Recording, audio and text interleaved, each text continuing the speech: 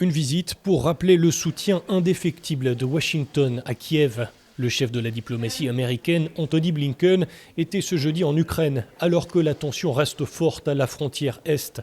La Russie dit s'être retirée, mais les États-Unis estiment que près de 80 000 soldats russes sont toujours sur zone, soit le plus gros contingent depuis que Moscou a annexé la Crimée en 2014. Nous attendons de la Russie qu'elle cesse ses actions dangereuses et agressives.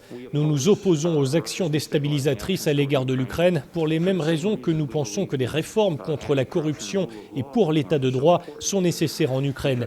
Car la corruption et l'agression russe cherchent toutes deux à faire la même chose, enlever au peuple ukrainien ce qui lui revient de droit. Autre point d'accord entre les deux parties, leur opposition ferme au gazoduc russe Nord Stream 2.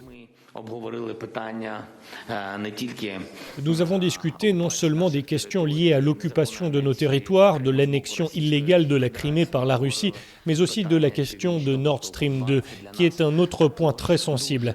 Je sais qu'en Europe, malheureusement, il y a différents points de vue sur cette question, dont certains coïncident avec le point de vue ukrainien. Mais nous sommes entièrement en accord sur ce point avec les États-Unis, dont je suis très reconnaissant. Antony Blinken a ensuite rendu hommage aux soldats tués sur le front du Donbass, à l'est du pays. Les États-Unis sont l'allié diplomatique et militaire le plus puissant de l'Ukraine depuis le début du conflit qui oppose soldats ukrainiens et séparatistes pro-russes.